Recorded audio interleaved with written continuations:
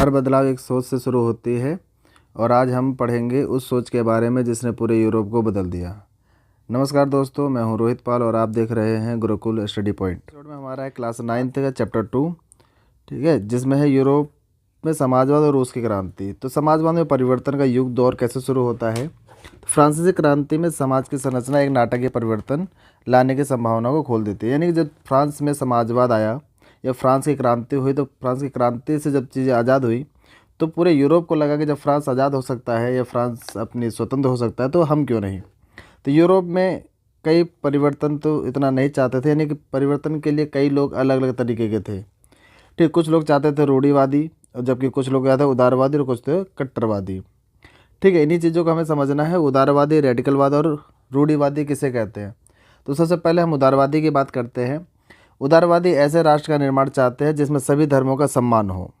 ठीक है, वंश आधारित शासक को अनियंत्रित सत्ता के विरोधी थे, यानी वंश आधारित नहीं हो, जैसे राजा के बाद उसका बेटा, फिर उसके बाद उसका बेटा, ऐसा शासन बिल्कुल नहीं चाहते थे। ये व्यक्ति के अधिकारों का समर्थन करते हैं, व्यक्ति के जो अधिकार होंगे उसका समर्थन करेंगे। दूसरा, प्रतिनिधित्व आधारित संरचना, निर्वाचित सरकार और स्वतंत्र न्यायपालिका का समर्थक थे। यानी प्रतिनिधित्व आधारित संरचना चले, प्रतिनिधित्व आधारित सरकार हो। दूसरा, निर्वाचित यानी चुनाव करके सरकार आए सॉरी और स्वतंत्र न्यायपालिका का समर्थन करते थे और कानून के अनुसार शासन कार्य चलाया जाए। ये समूह लोकतंत्रवादी बिल्कुल नहीं थी, यानी कि ये सार्वभौमिक व्यस्त मताधिकार के पक्ष में नहीं थे। सार्वभौमिक व्यस्त मताधिकार का मतलब होता है कि जो 18 साल के हो गए, यानी कि जो 18 साल के हो उनको वोट देने का अधिकार पूरा होगा, इसे सार्वभौमिक व्यस्त मताधिकार कहते हैं। ठीक है, और ये कहते हैं ये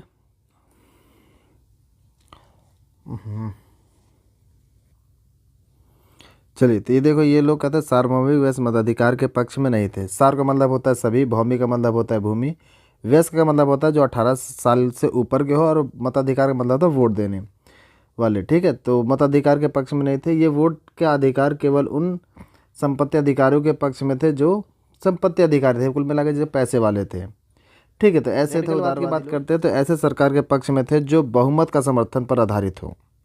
ठीक है, ये बहुत लोग महिला अधिकारों के आंदोलन का भी समर्थन करते थे और बड़े जमींदार और संपन्न संपत्ति उद्योगपतियों को प्राप्त किसी भी तरह के विशेष अधिकार के पक्ष में नहीं थे। यानी कि बड़े बड़े उद्योगपति, जमींदार जो होंगे उनको कोई भी विशेष अधिकार नहीं मिलना चाहिए। ठीक है, और ये निजी संपत्ति का विरोध करते थे, लेकिन केवल कुछ लोगों के पास संपत्ति का केंद्रीकरण के विरोध जरूर मानते थे। मतलब कि निजी संपत्ति का विरोध तो नहीं करते थे, लेकिन ज़्यादा संपत्ति किसी एक आदमी के पास नहीं होनी चाहिए। ऐसे कौन थे हमारे ये रेडिकलवाद। चीज़ों को तेज़ी से बदलना नहीं चाहते, हाँ, लेकिन ये बदलाव की ओर रहते हैं। दूसरी बात है रूढ़िवादी। रूढ़िवादी वो लोग होते हैं जो उदारवाद और रेडिकलवाद दोनों विचार के पक्ष में नहीं होते, दोनों के खिलाफ होते हैं। फ्रांसीसी क्रांति के बाद थोड़ा बहुत तो परिवर्तन आता है इनमें, ठीक है, तब ये जाके स्वीकार करते हैं, और लेकिन वे चाहते थे कि अतीत का सम्मान होना चाहिए और अतीत को पूरी तरीके से ठुकराया ना जाए। बदलाव की प्रक्रिया बहुत धीरे हो, धीरे धीरे चीज़ें आता ही है। ठीक है, इसी परिवर्तन के दौर में हम बात करते हैं औद्योगिक समाज और सामाजिक परिवर्तन के बारे में। तो ये दौर क्या था, आर्थिक और सामाजिक बदलाव का था, क्योंकि यहाँ पे जब धीरे धीरे औद्योगिकरण होगा, यानी कि धीरे धीरे फैक्ट्रियाँ और उद्योग लगने लग जाएंगे, तो इसी दौर में धीरे धीरे नए शहर भी बसेंगे, और जब नए नए शहर बसेंगे तो विकास भी हो रहा होगा, और जब विकास की रफ्तार तेज़ होगी तो रेलवे का विकास, ठीक है, काफ़ी हो चुका था और इस दौर में और लगभग औद्योगिक क्रांति संपन्न हो गई थी। जैसे जैसे औद्योगिक क्रांति आगे बढ़ेगी, औरतें और आदमी और बच्चों को सभी को कारखाने में धीरे धीरे ढकेल दिया जाएगा, और जब जैसे जैसे लोग बेरोजगारी बढ़ती जाएगी, यानी कि लोग जनसंख्या ज़्यादा होगी, रोजगार बढ़ेगा, बेरोजगारी और काम के घंटे क्या हो जाएंगे, लंबे हो जाएंगे, और मजदूरी बहुत कम मिलने लगेगी। और जैसे मजदूरी बहुत कम मिलेगी तो बेरोजगारी बढ़ेगी, और जब बेरोजगारी बढ़ेगी तो वस्तुओं की मांग में गिरावट आ जाएगी, और जैसे ही वस्तुओं की मांग में गिरावट आएगी तो अब देखो, वस्तुओं की मांग में गिरावट के साथ साथ क्या हुआ, शहर तेज़ी से बढ़ रहे थे, और इसी में आवास और साफ़ सफाई की भी दिक्कतें बढ़ने लग गई। इसी में रेडिकलवाद और समाजवाद के पास पैसा बहुत था, ठीक है, और ये चाहते थे कि अगर ये लोग जो नौकरी करते हैं वो हमारे ही यहाँ पे नौकरी करेंगे। अगर उन्हें लगता था कि अगर मज़दूर स्वस्थ होंगे और नागरिक पढ़े लिखे लोग होंगे तो इस व्यवस्था को भरपूर लाभ उठाया जा सकता है, यानी इन व्यवस्था का भरपूर लाभ उठाएंगे।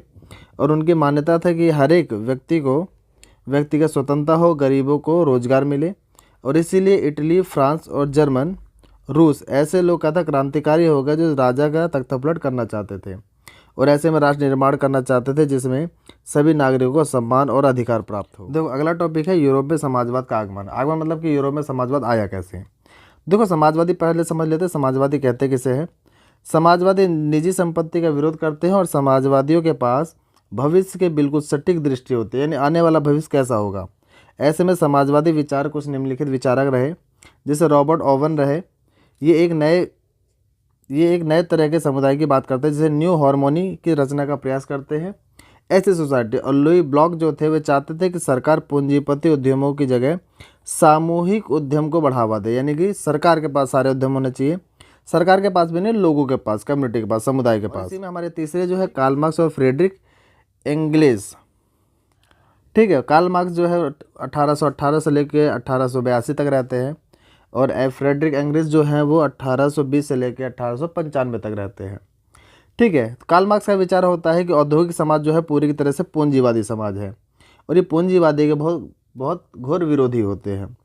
ठीक है, इनका मानना था कि फैक्ट्री में लगी पूंजी जो है पूंजी वो पूंजीपतियों का स्वामित्व है, यानी पूंजीपतियों का जो स्वामित्व है, और उन्होंने कहा कि पूंजीपतियों का मुनाफा मजदूरों की मेहनत से पैदा किया गया है। यानी कि कुल मिला के यह है पूंजीपति जो अमीर हुए हैं वो गरीबों का खून चूस के पैदा हुए हैं, गरीबों का खून चूस के आगे बढ़े हैं। ठीक, कार्ल मार्क्स का निष्कर्ष था कि पूंजीपति इस तरीके के मुनाफे का जो संचयन करते हैं वो गरीबों की स्थिति में सुधार नहीं हो सकता। यानी जैसे जैसे पैसे इकट्ठा करते जाएंगे कौन, पूंजीपति, वैसे गरीब क्या होगा और गरीब होता जाएगा। अगर गरीबों को अगर बदलाव चाहिए, गरीबों का अगर अपनी स्थिति में सुधार करना है तो मजदूरों को पूंजीपति व निजी संपत्ति पर आधारित शासन व्यवस्था को उखाड़ फेंकना होगा, कुल मिला के समाजवाद लेकर आना होगा। मार्क्स को इस बात का विश्वास था कि पूंजीपतियों के साथ होने वाले संघर्ष अतीत में जीत किसकी होगी, पूंजीपतियों की, किसकी, साम्यवादियों की। जीत अंततः क्या है, मजदूरों की होगी और ऐसे समाज की स्थापना होगी जिसमें सारी संपत्ति पूरे समाज की, यानी सामाजिक नियंत्रण और स्वामित्व का होना चाहिए। ठीक है, उन्होंने ऐसे इस भविष्य समाज को क्या बोला है, कम्युनिस्ट समाज का नाम दिया। समाजवाद का समर्थन कैसे होता है, तो 1870 के दशक में समाजवादी धीरे धीरे पूरे यूरोप में फैल गया और जब पूरे यूरोप में फैला तो इंग्लैंड, जर्मनी के श्रमिक के बेहतर जीवन और कार्य स्थिति को लेकर के संघर्ष शुरू हो गए। यानी कि अब मजदूरों को क्या मिलना चाहिए, मतलब व्यवस्थाएं अच्छी होनी चाहिए, बेहतर जीवन होना चाहिए, स्वास्थ्य अच्छी होनी चाहिए। इसके लिए धीरे धीरे संघर्ष शुरू हो गया। दूसरे इंटरनेशनल के नाम से एक अंतर्राष्ट्रीय संस्था भी बना दी गई और जब ये अंतर्राष्ट्रीय संस्था बन जाती है तो 1905 में आकर के समाजवादियों ने और ट्रेड यूनियन आंदोलनकारियों ने एक लेबर पार्टी के नाम से एक अपनी अलग पार्टी बनाई और जब ये अलग पार्टी बनती है तो फ्रांस में सोशलिस्ट पार्टी के नाम से एक ऐसे पार्टी का संगठन कर दिया जाता है और आगे चल के 1914 में यूरोप में समाजवाद कभी भी सरकार बनाने में कामयाब तो नहीं हुए, लेकिन हाँ एक ऐसे समाजवाद की कल्पना कर दिए जो कार्ल मार्क्स के आधारित थी। और इसी के दौर में कहता है कि रूस में क्रांति शुरू हो जाती है। ठीक है, 1914 में कहता है रूसी साम्राज्य पर शासन था इनका और रूस के साम्राज्यवादी मॉस्को के आसपास के क्षेत्र, वर्तमान फिनलैंड, ठीक है, लातविया और लिथुआनिया, और कहते हैं एस्टोनिया, पोलैंड के कुछ हिस्से, यूक्रेन और कहते हैं बेलारूस में शामिल थे। ठीक है, ये कब्जा इनका रूस का था और रूस साम्राज्यवाद के दौर में अर्थव्यवस्था और समाज में व्यवस्था रही। और दूसरी चीज़ें देखो यहाँ पे क्या था कि रूसी साम्राज्यवाद की लगभग 85% आबादी किस पे थी, कृषि आधारित आजीविका थी, यानी खेती बाड़ी से इनकी ज़िंदगी चलती थी और उद्योग की संख्या यहाँ पे बहुत कम थी। श्रमिक समूह में विभाजित थे, अलग अलग कैटेगरी के लोग अलग अलग काम करते थे, जबकि वे असंतुष्ट होते थे तब वे कहते हैं हड़ताल करने के लिए एकजुट हुआ कर जाते थे।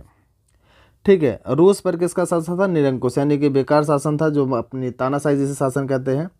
और 1904 में ज़रूरतें क्या हो गई, चीज़ें धीरे धीरे तेज़ी से बढ़ने लग गई और जब धीरे धीरे ज़रूरतें बढ़ेगी तो मजदूर संगठन बनने लगे जो मजदूरों की स्थिति में सुधार की मांग करने लगे। और जब मजदूरों जैसे रूस में भी क्या हुआ, समाजवाद आया। 1914 में पहले रूस में राजनीतिक दल अवैध था, यानी राजनीतिक दल नहीं हुआ करती थी। और 1900 में रूसी सोशलिस्ट डेमोक्रेसी पार्टी का गठन होता है। कब, 1900 में। इसे किसानों को कुलीन की भूमि पर आधारित अधिकार दिलाने के लिए संघर्ष किया गया। यानी कि कुलीन जो होते हैं अमीर लोगों कहा जाता है, जिन्हें कुलीनों को हम क्या बोलते हैं, अभिजात वर्ग बोलते हैं। ठीक है। अभिजात वर्ग जो है वो कुलीन वर्ग है, यानी ऊंची जात के लोग जिनके पास प्रॉपर्टी पैसा सबको ज़्यादा होता है। ठीक है, तो इन्हीं के अधिक भूमि पर क्या अधिकार दिलाने का संघर्ष शुरू हो जाता है, क्योंकि इनके पास प्रॉपर्टी ज़्यादा है, जरूरत से ज़्यादा।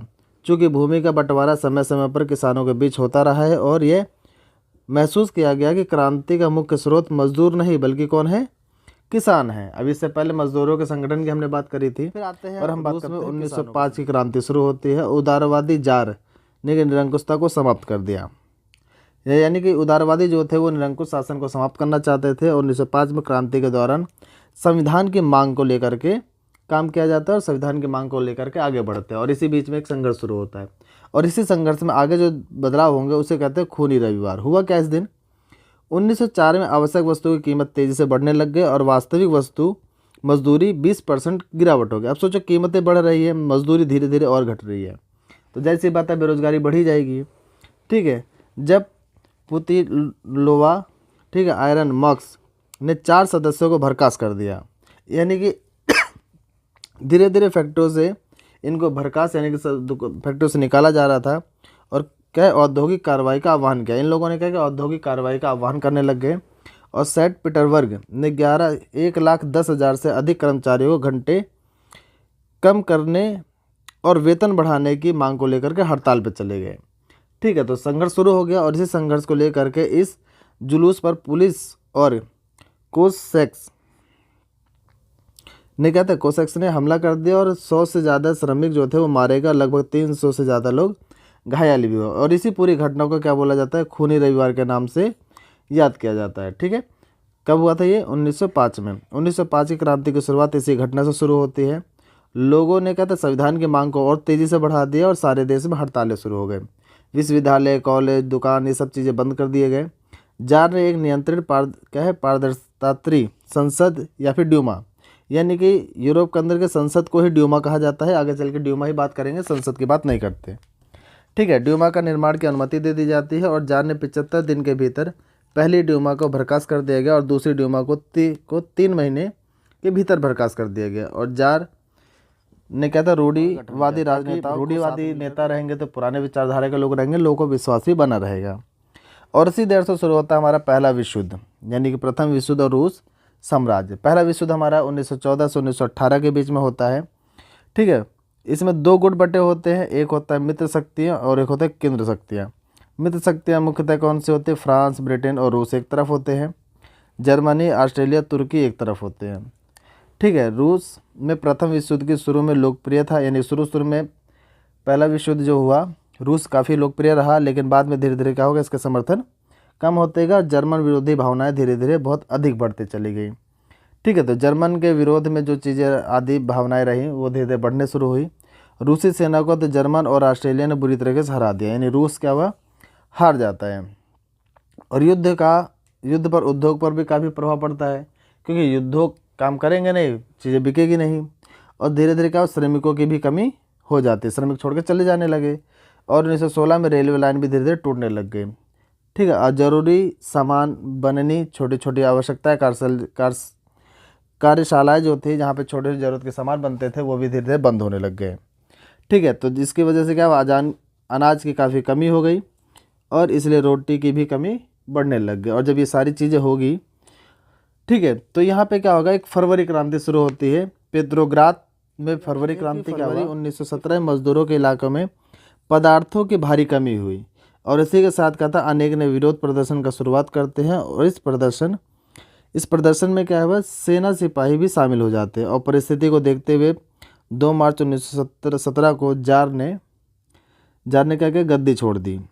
ठीक है, और एक अंतरिम सरकार का गठन हुआ। अंतरिम सरकार का मतलब होता है कुछ समय के लिए जो सरकार बनती है उसे हम अंतरिम सरकार कहते हैं। ठीक है, इस प्रकार फरवरी क्रांति के द्वारा जार के निरंकुश शासन का अंत कर दिया गया। इन जार ने अपना शासन व्यवस्था को छोड़ दिया। अब जब जार शासन व्यवस्था को छोड़ देगा तो इसके कारण क्या रहे? तो कारण था कि पहला विश्व युद्ध जार ने क्यों छोड़ा, क्योंकि पहला विश्व युद्ध बहुत लंबा चला गया। ठीक है, जिसके वजह से संसाधन कम हो रहे थे, बेरोजगारी बढ़ती चली जा रही थी। ठीक है, रासपुतीन यानी एक सन्यासी का प्रभाव बढ़ता चला गया और अल्पसंख्यक रूसी सैनिकों की बहुत मौत हुई। ठीक है, जिसके वजह से रूस को बहुत ज़्यादा नुकसान हुआ और सैनिकों का मनोबल भी टूटता चला गया, क्योंकि जनसंख्या जब धीरे धीरे मरती चली जाएगी सैनिक तो मनोबल टूटेगा और शरणार्थी की समस्या भी बढ़ गई। शरणार्थी उसे कहते हैं जिसका कोई भी देश ना हो, ना उस देश का हो ना इस देश को, ऐसे लोग हम शरणार्थी बोलते हैं। ठीक है, जिनका अपना खुद का कोई देश नहीं हो। खाद्यान्न की भी कमी पड़ गई और उद्योग धीरे धीरे क्या हो गए, बंद होने लगे। ठीक है, ये कारण था। और ये घटनाएं कौन सी थी? देखो, फरवरी में मज़दूरों के इलाकों में खाद्य पदार्थ की कमी हुई। ठीक है, 22 फरवरी को फैक्ट्री पर क्या ताला लगा दिया गया और अगले दिन क्या 50 अन्य फैक्ट्रियों के मज़दूरों को हड़ताल का ऐलान कर दिया गया और हड़ताली मज़दूरों द्वारा सरकारी इमारतों का घेराव कर लिया। और जैसे सरकारी इमारतों का घेराव किया, राजा ने क्या किया, इन पे कर्फ्यू लगा देगी। और 25 फरवरी को ड्यूमा, यानी कि वही संसद की बात करते हैं, तो ड्यूमा को बर्खास्त कर दिया गया। और महिलाओं ने भी क्या किया, महिलाओं ने भी हड़ताल का नेतृत्व किया और उनमें भाग लिया और एक अंतर्राष्ट्रीय महिला दिवस के नाम से जाना गया। यानी कि महिला दिवस होता है वो इसी 25 फरवरी ड्यूमा को बर्खास्त करने के बाद ही शुरुआत होती है, जो महिलाओं ने भाग लिया। ठीक है, और 17 फरवरी को प्रदर्शनकारियों ने इमारतों पर कब्जा किया और सिपाही एवं मजदूरों का संगठन यानी सोवियत संगठन का निर्माण होता है। ठीक है, सैनिक कमांडर की सलाह पर राजा जार गद्दी छोड़ देता है। ठीक है, 2 मार्च 1917 को जार क्या करता है, अपनी गद्दी छोड़ता है। प्रभाव क्या होता है? रूस के अंदर राजशाही का अंत हो जाएगा, सार्वभौम अधिकार के आधार पर संविधान का चुनाव होगा। ठीक है, अंतरिम सरकार ने सोवियत और ड्यूमा के नेता को ड्यूमा की शिरकत करी। ठीक है, और महिला ने भी क्या है, हड़ताल का नेतृत्व किया और उनमें भाग लिया। और जिसे वही वाली बात है, ठीक है, अधिकारी जो हमने पहली बात करी थी वो चीज़ें। बात शुरू होती है फरवरी क्रांति के बाद क्या हुआ। फरवरी क्रांति के बाद आता है अप्रैल थीसिस। थीसिस मतलब होता है 3 थ्योरी वाली चीज़ों को हम थीसिस कहते हैं। ठीक है, 1917 में बेल्शेविक के नेतृत्व में नेता लेनिन रूस लौट आता है, यानी युद्ध के बाद। ठीक है, उन्होंने 3 मांगें रखी, जिसे 3 मांगों को अप्रैल थीसिस के नाम से जाना गया। पहला ये कि प्रथम विश्व युद्ध को समाप्त कर दिया जाए, क्योंकि धीरे धीरे बहुत लंबा जा रहा था और जैसे जैसे लंबा जाएगा वैसे जनसंख्या की मृत्यु भी ज़्यादा होगी और बेरोजगारी बढ़ने के साथ साथ महंगाई भी बढ़ेगी। ठीक है, और दूसरी क्या था, सारी ज़मीनें किसानों को लौटा दिया जाए, यानी किसानों के हवाले कर दो। पूंजीपतियों को जो पैसा है वो किसको दे दिया जाए, किसानों को, यानी समाजवाद की बात करते हैं। और यहीं पे क्या करते हैं, बैंकों का राष्ट्रीयकरण कर दिया जाता है। ठीक है, ये 3 डिमांड लेकर के आते हैं। अगला टॉपिक हमारा होता है अक्टूबर क्रांति 1917 में होती है। जैसे से अंतरिम सरकार और बोल्शेविक के बीच टकराव बढ़ता गया, यानी अंतरिम सरकार और बोल्शेविक के बीच में क्या टकराव बढ़ेगा, लेनिन को अंतरिम सरकार द्वारा तानाशाही थोप दी जाती है। यानी लेनिन को ये लगता है कि तानाशाही के द्वारा क्या होता है, तानाशाही थोपने की आशंका दिखाई देती है। और इसी वजह से 16 अक्टूबर 1917 को लेनिन ने पेट्रोग्राद सोवियत और बोल्शेविक पार्टी को सत्ता पर कब्जा करने के लिए राजी कर लेता है। और 24 अक्टूबर उनको क्या करता है, विद्रोह शुरू हो जाता है। हालांकि विद्रोह को बहुत गुप्त रखा जाता है, कब होना है क्या होना है ये किसी को नहीं पता होता। ठीक है, बल्कि क्या है, बेल्शेविक की पार्टी को सत्ता पर क्या है, कब्जा करने के लिए राजी करते हैं। बेल्शेविक को क्या किया, इन्होंने राजी कर लिया ताकि लेनिन को हटा दिया जाए। ठीक है, 24 अक्टूबर को विद्रोह शुरू हो जाता है और शाम ढलते ढलते पूरे शहर में बेल्शेविक ओकांग का नियंत्रण हो जाता है। यानी अब यहाँ पे रूस में किसका शासन हो गया, बोल्शेविक का होता है। और मंत्रियों को आत्मसमर्पण करना पड़ता है और अन्य शहरों में भी क्या है, बगावत होने लगती है। और जैसे जैसे अन्य शहरों में बगावत होगी, इसे ही अक्टूबर क्रांति के नाम से जाना जाता है। ठीक है, उसके बाद आता है कि अक्टूबर क्रांति के बाद क्या हुआ, बोल्शेविक के शासन हो जाता है। शासन के बाद क्या शुरू होगा, तो 1917 के बाद बोल्शेविक निजी संपत्ति खत्म कर देता है। यानी बोल्शेविक क्या था, निजी संपत्ति के खिलाफ होता है क्योंकि समाजवाद के पक्ष लेगा। ठीक, उसके बाद क्या होगा, ज़्यादातर उद्योगों और बैंकों का राष्ट्रीयकरण कर दिया गया। यानी उससे पहले जो डिमांड रखी थी बोल्शेविक ने, जब इसके शासन हुआ तो ये सारी व्यवस्था वही करेगा जो उसने डिमांड पहले रखी थी। जमीन को क्या सामाजिक संपत्ति की घोषणा कर दी, यानी जो भी जमीन होगी वो समाज की संपत्ति होगी। ठीक है, और एक चीज़ और ये करता है कि किसानों को खुली छूट दे दी जाती है कि वे सामंतों की ज़मीन पर कब्जा कर ले और मकान मालिक जो होते हैं उनके पर्याप्त हिस्से को छोड़ के, यानी जितने हिस्से वो रहते हैं उतने हिस्सों को छोड़ करके बाकी बड़े मकानों को ये छोटे छोटे टुकड़ों में हिस्सों में बांट दिया जाता है। ऐसा इसलिए ताकि बेघर और ज़रूरतमंद लोगों को भी रहने की जगह मिल जाए। यानी समाजवाद का मतलब मॉडल तो यही था कि सबको रहने की व्यवस्था मिले। और अभिजात वर्ग पुरानी पदवी का प्रयोग नहीं लगाएंगे, यानी कि अभिजात जो जैसे कोई ठाकुर है कोई वैसा है तो जो पदवी लगाते थे अपना, वो पदवी कोई भी नहीं लगाएगा, क्योंकि समाजवाद में सब बराबर है, ना कोई ऊंचा ना कोई नीचा होगा। तो सबसे पहले पदवी छोड़नी पड़ेगी। और रूस एक दलीय व्यवस्था वाला देश बन जाता है और इसमें कौन सी पार्टी होती है, कम्युनिस्ट पार्टी। कम्युनिस्ट पार्टी ही एकमात्र पार्टी कही जाती। अब देखो आगे ये होता है कि रूस ने जर्मन के साथ क्या था, शांति व्यवस्था पर हस्ताक्षर करता है। और हस्ताक्षर के बाद जो कुछ लोग असंतुष्ट होते हैं तो रूस में क्या है, गृह युद्ध की शुरुआत है। पहली बात तो गृह समझो, अपने देश में जो दंगे फसाद हो जाते हैं जिसके वजह से सरकार के कामकाज बाधित होते हैं, हम उसे गृह युद्ध कहते हैं। यानी अपने देश में लड़ाई झगड़े दंगे फसाद जो होंगे उसे हम गृह युद्ध कहते हैं। क्रांति के बाद पूरा रूस 3 समूह में बढ़ जाता है। ठीक है, एक तो बोल्शेविक क्रांति, बोल्शेविक को सपोर्ट करने वाले समर्थक कुछ और होते हैं। समाजवादी क्रांतिकारी जिसे ग्रीन्स कहते हैं, ये इसका समर्थन करने वाले अलग होते हैं। और तीसरा कौन है, जार का समर्थन करने वाले वाइट्स जो होंगे वो अलग होते हैं।